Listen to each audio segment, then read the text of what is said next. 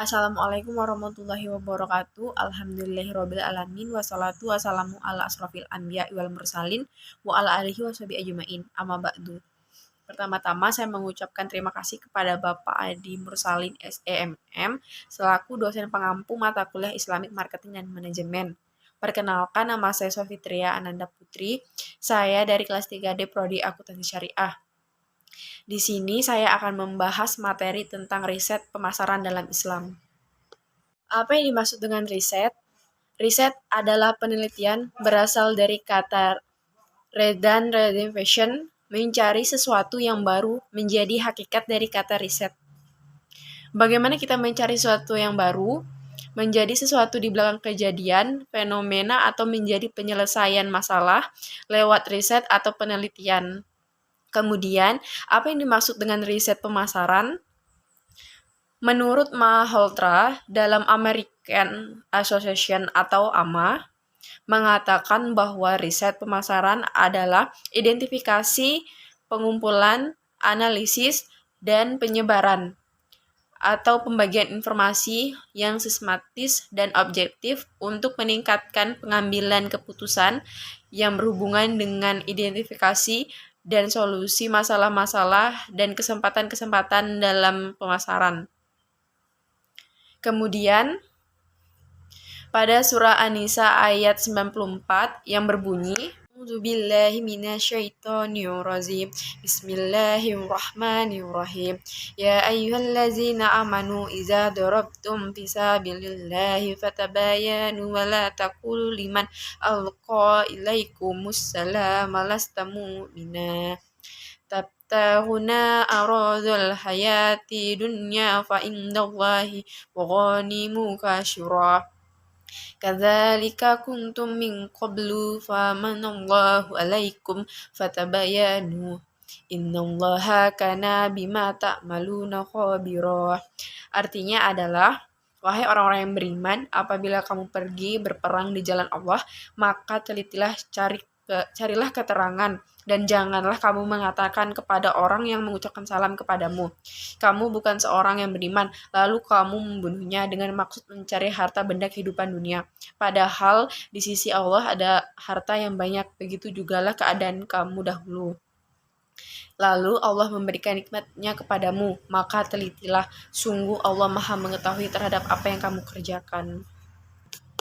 Isi kandungan surah An-Nisa ayat 94 ini yaitu Allah Subhanahu wa taala memerintahkan kepada orang-orang mukmin agar mengadakan penelitian lebih dahulu sebelum membunuh seseorang yang dianggapnya musuh.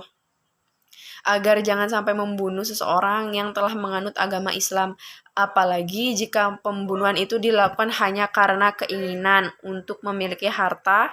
Apalagi jika pembunuhan itu dilakukan hanya karena keinginan untuk memiliki harta dan bendanya. Allah Subhanahu wa taala memperingatkan bahwa orang-orang mukmin tidak boleh berbuat demikian sebab Ia telah menyediakan rahmat yang banyak bagi orang-orang yang beriman kepadanya dan mematuhi segala ketentuan-ketentuannya. Sesudah itu Allah Subhanahu wa taala memperingatkan pula kepada orang mukmin bahwa mereka pun dulunya pada waktu mereka mula-mula memeluk agama Islam menyembunyikan imannya. Tetapi mereka mengucapkan salam Assalamualaikum bila berjumpa dengan orang-orang mukmin yang telah tiba atau lebih dahulu memeluk agama Islam. Dan dengan demikian mereka mengharapkan keamanan diri, keluarga, dan harta benda dari kaum muslimin yang telah masuk Islam terlebih dahulu. Apabila mereka dahulunya telah berbuat demikian, Allah Subhanahu wa taala telah memberikan keamanan dan yang mereka inginkan itu. Maka sewajarnya pula lah mereka menghormati orang-orang yang berbuat semacam itu terhadap ayat ini. Untuk terhadap mereka dan tidak tergesa-gesa menuduh seseorang sebagai musuh Islam, lalu membunuhnya dan merampas harta bendanya. Pada akhir ayat ini, Allah Subhanahu wa taala memperingatkan bahwa Dia senantiasa mengetahui segala perbuatan hambanya dan Dia akan memberinya balasannya setimpal, baik atau buruk. Kemudian riset dalam Islam. Riset dalam Islam merupakan sebuah penelitian yang dilakukan untuk mengangkat derajat umat Islam dan juga bermanfaat bagi kemaslahatan hidup manusia, baik itu secara teoritis atau akademik, maupun secara empirik atau lapangan. Kemudian surah Ayunus ayat 101 yang berbunyi, Bismillahirrahmanirrahim. Qul inzuru maza fis samawati wal ard wa ma tughnil ayatu wan nuzuru an qaumil la yu'minun. Artinya adalah, katakanlah, perhatikanlah apa yang ada di langit dan di bumi. Tidaklah bermanfaat tanda-tanda kebesaran Allah dan rasul-rasul yang memberi peringatan bagi orang yang tidak beriman. Kandungan isi surat Ayunus ayat 101 ini yaitu Allah memerintahkan kepada Nabi Muhammad, katakanlah kepada mereka, perhatikanlah ciptaan Allah, yaitu apa saja yang ada di langit dan di bumi. Jika mereka mau menggunakan akal mereka untuk memikirkan tanda-tanda kebesaran dan kekuasaan Allah, tentu mereka sudah beriman. Apabila keberadaan tanda-tanda kebesaran Allah di langit dan di bumi, serta diutusnya para rasul, tidak juga menjadikan mereka beriman, maka mereka tidak menunggu-nunggu kecuali kejadian-kejadian yang sama dengan kejadian-kejadian masa lalu, yakni azab yang menimpa orang-orang terdahulu sebelum mereka. Selanjutnya, pentingnya riset pemasaran dalam Islam. Riset pemasaran dalam Islam sangat penting karena riset ini digunakan untuk membantu melakukan pengumpulan, pengolahan, analisis, dan interpretasi data secara sistematis sehingga dapat digunakan sebagai masukan dalam pengambilan keputusan di bidang pemasaran barang dan jasa. Kemudian proses manajemen pemasaran, yaitu ada proses manajemen pemasaran terdiri beberapa bagian. Yang pertama, meneliti dan memilih pasar sasaran. Artinya, praktik pemasaran modern membagi pasar menjadi segmen-segmen pasar utama. Mengevaluasi segmen-segmen itu, memilih dan menetapkan segmen tertentu sebagai sasaran dan memutuskan penempatan atau positioning perusahaan dan di setiap pasar. Yang kedua, pengembangan strategi pemasaran. Strategi pemasaran terdiri pengambilan keputusan tentang biaya pemasaran dari perusahaan, bahwa bauran pemasaran dan lokasi pemasaran. Manajemen pemasaran harus memutuskan biaya yang perlu dikeluarkan untuk pemasaran dan bagaimana mengalokasikan seluruh anggaran biaya pemasaran untuk berbagai alat dalam bauran pemasaran. Yang ketiga, merencanakan program pemasaran.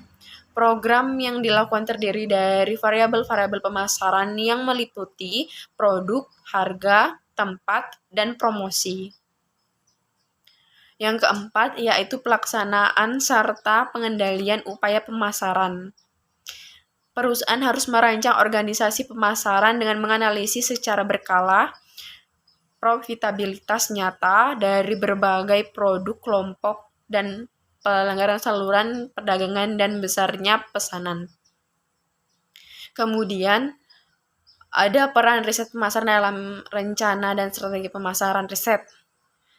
Riset pemasaran berperan sebagai dasar penyusunan rencana dan strategi pemasaran di mana harus didukung dengan data yang akurat, relevan, terpercaya, objektif, dan tepat waktu sehingga manajemen perusahaan dapat merencanakan dan melaksanakan dengan baik berbagai aspek pemasaran seperti pengembangan produk dan merek, penentuan harga, pendistribusian produk, dan komunikasi pemasaran terintegrasi. Kemudian, apa definisi riset pasar dan mengapa manajemen perusahaan melakukan riset pasar? Riset pasar atau pemasaran adalah kegiatan berupa perumusan masalah, pengumpulan data, analisis, dan pelaporan yang disusun secara sistematis sebagai pedoman dalam menentukan strategi pemasaran produk. Pentingnya riset pemasaran bagi perusahaan dengan tujuan dijalankannya marketing, research, atau riset pemasaran, yaitu untuk mengetahui dan melakukan analisa hal yang dibutuhkan atau diperlukan oleh pasar atau masyarakat, dan juga untuk mengetahui pesaing bisnis. Dengan dilakukannya marketing riset, maka akan bisa mengetahui produk atau jasa yang ditawarkan, di mana produk atau jasa itu diperlukan dan kualitas produk seperti apa yang dibutuhkan oleh konsumen. Selain itu juga untuk dapat tahu seberapa besar permintaan dan potensi permintaan, kapan permintaan tersebut memuncak dan kapan permintaan tersebut menurun. Kemudian, apa klasifikasi riset pasar? Ada 2 klasifikasi riset pasar. Yang pertama, riset identifikasi masalah atau problem identification research, yaitu proses dan hasil pengenalan masalah atau investasi masalah. Dengan kata lain, identifikasi masalah adalah salah satu proses penelitian yang boleh dikatakan paling penting di antara proses lain. Ada 5 macam riset identifikasi masalah, yaitu market potensi riset, market share riset, image riset, purchasing riset, dan business friendly riset. Yang kedua, riset mengatasi masalah atau problem solving riset, yaitu riset yang diadakan untuk menolong memecahkan masalah yang lebih spesifik di dalam pemasaran. Ada 5 macam riset mengatasi masalah, yaitu segmentation research, product research, fishing research, promotion research, dan distribution research. Kemudian jelaskan proses riset pasar. Ada 5 proses pasar. Yang pertama, mendefinisikan masalah dan tujuan. Langkah yang biasa dilakukan adalah membedakan antara jenis penelitian yang dibutuhkan dengan cara eksplorasi, deskriptif, kausal. Yang kedua, mengembangkan rencana penelitian dengan memutuskan beberapa hal, yaitu anggaran, sumber data, pendekatan penelitian, instrumen penelitian, rencana pengambilan sampel, dan metode kontak. Yang ketiga, mengumpulkan informasi yang dikumpulkan sesuai dengan rencana yang sering dilakukan oleh perusahaan eksternal. Yang keempat, menganalisis informasi, yaitu manipulasi statistik dari data yang dikumpulkan, atau misalnya regresi, analisis subjektif dari kelompok fokus. Yang kelima, menyajikan temuan berisi kesimpulan keseluruhan untuk disajikan daripada metodologi statistik yang berlebihan. Kemudian jelaskan apa yang dimaksud dengan primary research. Primary research merupakan penelitian utama atau penelitian primer yang melibatkan pencarian informasi baru dan serangan pertama, atau disebut juga dengan data primer. Kemudian metode apa yang dimaksud dengan metode melakukan primary research?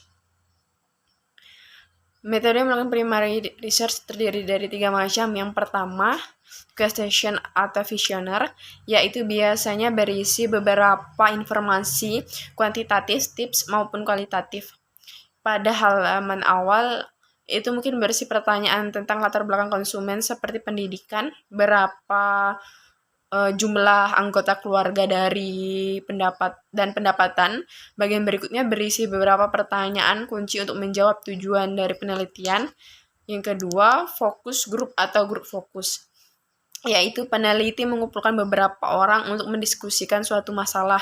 Mereka mungkin adalah konsumen terpilih atau para ahli. Topik diskusi bervariasi tergantung pada jenis penelitian. Itu mungkin tentang suatu produk, layanan, iklan, atau gaya kemasan baru. Peneliti kemudian mengajukan pertanyaan tersebut kepada anggota kelompok dan mendorong mereka untuk secara aktif mendiskusikan tanggapan mereka. Di sini peneliti biasanya bertindak sebagai pemimpin diskusi dan merekam atau mencatat poin-poin penting diskusi.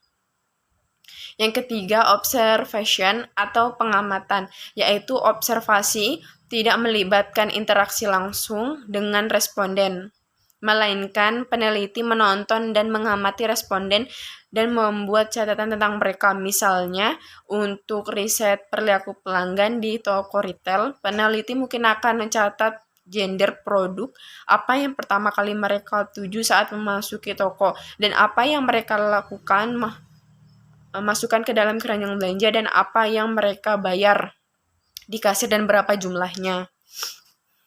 Kemudian, apa manfaat dan kelemahan melakukan primary research? Yang pertama, manfaat primary research yaitu directly refer to the business, yaitu secara langsung relevan dengan bisnis. Yang kedua, up to date atau data terkini yang diperoleh. Yang ketiga, competitors do not have access to the finding, yaitu pesaing tidak memiliki akses ke temuan. Yang kedua, kelemahan primary research, yaitu time consuming, yaitu membuang-buang waktu.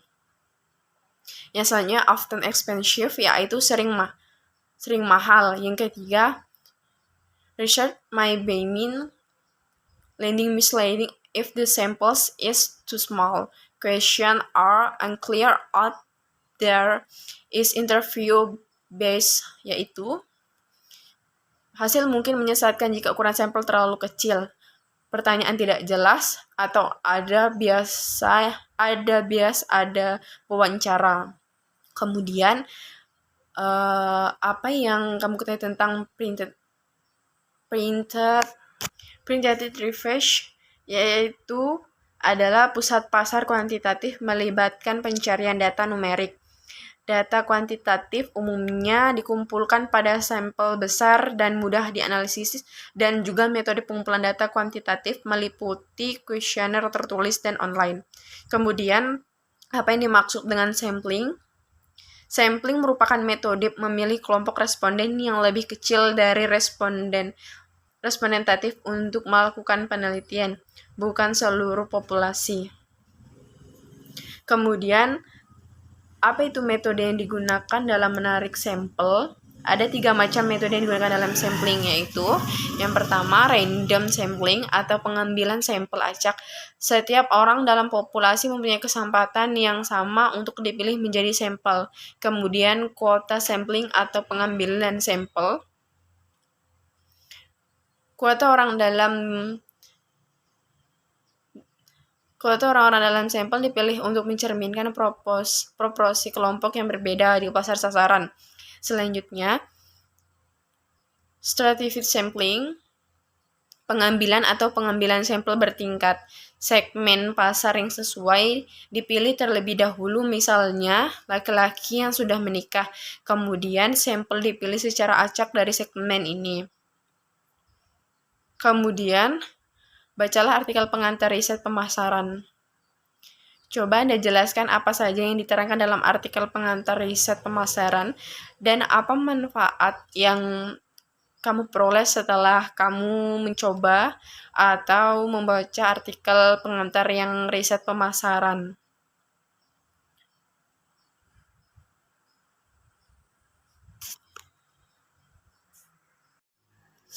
Artikel pengantar riset pemasaran ini berisi tentang penjelasan. Yang pertama, definisi pemasaran, yaitu suatu proses sosial di mana ada kelompok masyarakat ataupun individu ingin memenuhi kebutuhan dan keinginannya melalui suatu kegiatan, menciptakan, menawarkan, dan mempertukarkan secara bebas produk atau jasa yang bernilai dengan pihak lain. Proses-proses yang ada dalam manajemen pemasaran. Yang kedua, lalu pentingnya peran riset pemasaran dalam rencana dasar strategi pemasaran. Kemudian, menurut Malhotra dalam American Marketing Association atau AMA mengatakan bahwa riset pemasaran adalah identifikasi, pengumpulan, analisis, dan penyebaran atau pembagian informasi yang sistematis dan objektif untuk meningkatkan pengambilan keputusan yang berhubungan dengan identifikasi, dan solusi masalah-masalah dan kesempatan-kesempatan dalam pemasaran. Yang terakhir, artikel ini juga berisi penjelasan tentang apa itu primer research, apa itu quantitative research, dan apa itu sampling. Setelah saya membaca artikel ini, banyak sekali manfaat yang saya dapatkan, yaitu saya lebih bisa paham apa saja yang ada di dalam riset pemasaran. Saya juga jadi tahu bahwa riset pemasaran terdiri dari 2 klasifikasi dan 5 proses dalam melakukan riset pasar.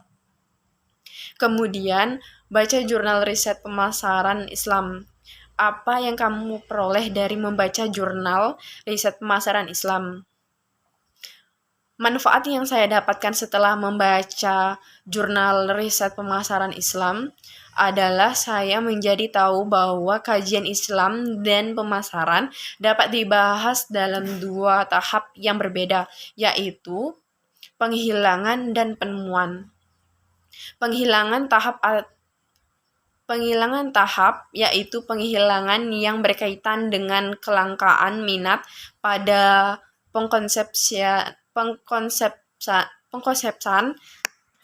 maksud saya tentang pengonsepan dan studi tentang kaum muslim sebagai konsumen. Dalam literatur pemerintah, konsumen dan pemasaran, agama secara umum adalah suatu area yang kurang diminati, bahkan perhatian pada studi Islam, terutama yang berkaitan dengan konsumsi dan pemasaran, sangat langka. Yang kedua, penemuan ada beberapa perkembangan politik, sosial, budaya, dan ekonomi yang mendasari minat pada konsumen muslim. Dalam waktu terakhir ini, beberapa studi tentang pergerakan Islam mulai nampak atau tahun 2015 studi ini membahas percabangan secara politis dari berbagai pergerakan Islam yang muncul. Berdasarkan pada pembahasan pada artikel ini menunjukkan bahwa diperlukan suatu pemahaman yang lebih mendalam mengenai konsumen muslim dan pasar Islami serta persyaratan-persyaratan yang harus dipenuhi oleh pemasar yang menggunakan pendekatan perbedaan. Dengan kata lain, sebagai ganti dari fokus pada perbedaan dan memisahkan konsumen muslim sebagai pasar yang terpisah dari pasar secara umum. Kita harus memperhatikan bagaimana perbedaan semacam ini berperan dalam kehidupan konsumen sehari-hari. Kita juga harus menguji hal-hal selain agama, misalnya sumber daya, ekonomi, dan budaya.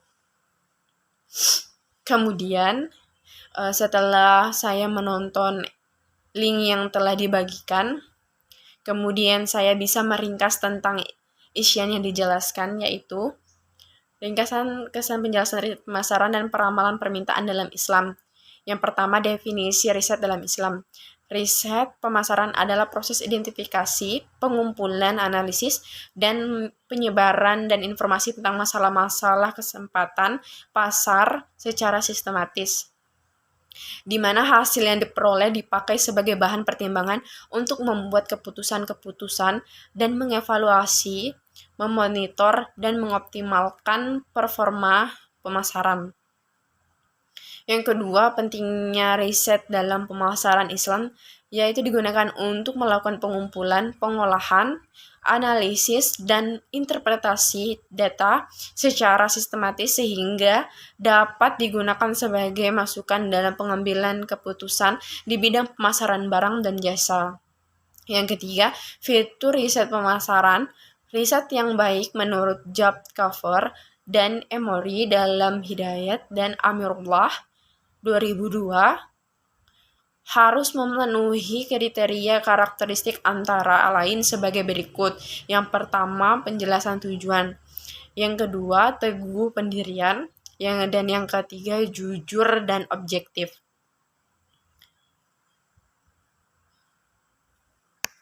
Dan yang keempat, proses riset pemasaran.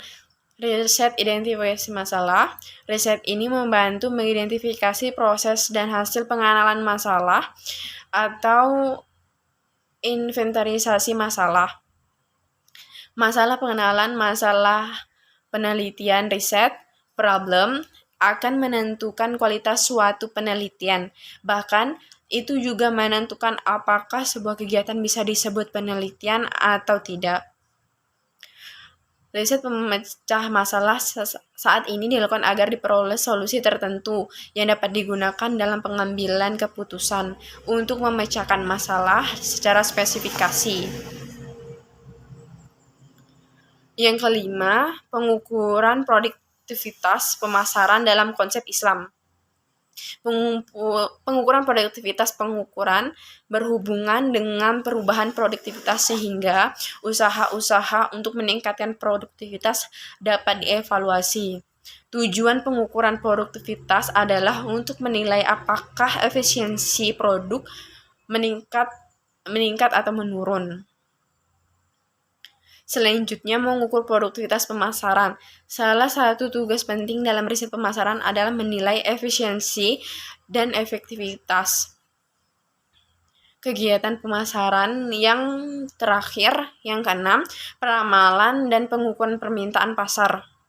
Mengukur permintaan pasar saat ini menginspirasi total permintaan pasar, estimasi wilayah permintaan pasar, menginvestasi penjualan aktual dan angka pasar, meramal permintaan mendatang, survei niat pembelian, pendapatan para tenaga penjual, pendapatan para ahli peramalan, penjualan masa lalu. Setelah penjelasan dari saya, mungkin kurang dan lebihnya saya mohon maaf, dan ada kata-kata yang tidak jelas. Saya akhirul kalam, subhanaka Allahumma wa bihamdika asyhadu an la ilaha illa anta astaghfiruka wa atubu ilaik. Wallahul muwaffiq ila aqwamit thariq. Wassalamualaikum warahmatullahi wabarakatuh. Terima kasih.